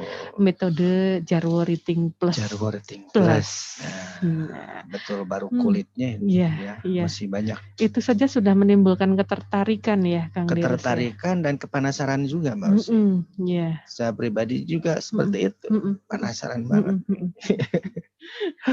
Nah, ini dari Pak Narko sendiri, ada sesuatu nggak yang ingin disampaikan kepada petani ataupun penyuluh untuk mungkin harus mencoba ini metode Jarwo Riting Plus. Nah, ini mungkin dari Pak Narko ada yang disampaikan, ajakan mungkin, silahkan Pak Narko. Baik, jadi ke semua pemerhati pertanian, gitu, baik itu dari petugas penyuluh atau mungkin dari kontak-kontak tani, bahkan ke petani, ya marilah kita sama-sama berusaha untuk berinovasi dan berinovasi. Yang penting kita berusaha dulu. Kalau masalah hasil itu kita serahkan ke yang kuasa lah, kayak gitu. Kemudian juga untuk teman-teman sobat RPC, jangan juga sobat tani, jangan takut untuk jadi petani, jangan malu jadi petani, karena petani itu kan hebat. Kenapa saya bilang hebat? Dia bisa menyediakan pangan untuk seluruh dunia loh ya. Betul. Kemudian juga petani itu keren. Yang mungkin sih ada beberapa petani yang identik dengan kotor lah, dengan lusuh lah, dengan kumuh dan ini. Tapi kan tidak selamanya seperti itu, lebih-lebih petani zaman sekarang.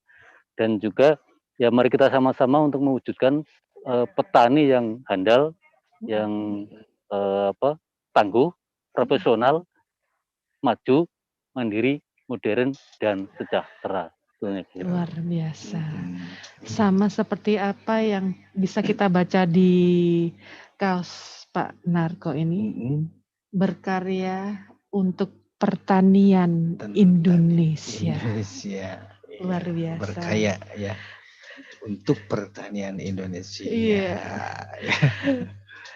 Terima kasih banyak atas kesediaan Pak Sunarko pada sore hari ini telah memberikan wawasan, pengetahuan, juga motivasi. Betul. Untuk mencoba sesuatu yang itu sudah terbukti adanya peningkatan produktivitas padi. Iya. Tidak ada salahnya untuk mencoba. Iya. Dan akhirnya kita ucapkan terima kasih ke Pak Narko yang sudah bergabung, Pak ya, bersedia bergabung dalam acara Saung Tani, sarana ruang informasi tani. Ya semoga apapun yang diberikan mudah-mudahan bisa bermanfaat, khusus untuk para petani dan sobat RPC ya. Tentunya. Sekali lagi ucapan terima kasih nih Pak Narto ya, jangan kapok. Oke, sama-sama Mas Terus. Semoga kita bisa berjumpa lagi di lain kesempatan. Ya, terima kasih ya Pak Narko. Terima kasih Pak Narko. Assalamualaikum. Waalaikumsalam warahmatullahi wabarakatuh. Tidak lupa kami ucapkan terima kasih juga kepada produser siar Yudi Ilyasa. Kemudian supervisor Warih Kusumo, dan juga sobat RPC yang setia mengikuti perbincangan asik kita sore hari ini dalam acara Saung Tani ya, sarana ruang informasi tani. Akhirnya saya Darus, saya dan juga Mbak Osi undur diri dari Radio Pertanian Ciawi, pertanian maju, mandiri, modern. Assalamualaikum warahmatullahi wabarakatuh.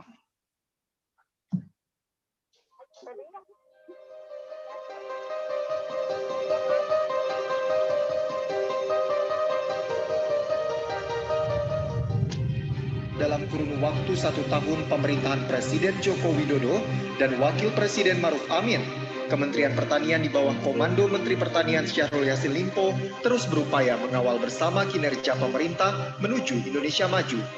Sejumlah terobosan cerdas pun dilakukan Kementerian Pertanian lewat berbagai program menuju pertanian yang maju, mandiri, dan modern. Program tersebut diantaranya Kostra Tani atau Komando Strategis Petani, memadukan kemampuan teknologi informasi bernama AWR. Pelayanan dana pinjaman kredit usaha rakyat juga menjadi strategi memandirikan petani. Dana KUR diberikan agar petani mampu mandiri memiliki alat mesin pertanian serta prasarana dan sarana pertanian, di mana serapan kredit usaha rakyat pertanian sampai Desember tahun 2020 mencapai 51 triliun rupiah. Saya ingin mengingatkan kita semuanya bahwa di tengah pandemi, sektor pertanian telah menyumbang yang tertinggi terhadap pertumbuhan ekonomi nasional yang dalam posisi mengalami perlambatan. Berdasarkan data BPS mencatat nilai ekspor pertanian pada periode Januari hingga Oktober 2020 mencapai 359,5 triliun rupiah atau meningkat 11,6%. Langkah terobosan Menteri Pertanian lainnya diwujudkan dalam konsep food estate. Dalam program ini, Kementerian Pertanian bersama dengan Pemda akan memberdayakan lahan-lahan yang belum digarap secara potensial untuk dijadikan lahan produksi tanaman pangan, diantaranya kawasan Kalimantan Tengah seluas 30.000 hektar, Sumatera Utara seluas 1.000 hektar, serta Nusa Tenggara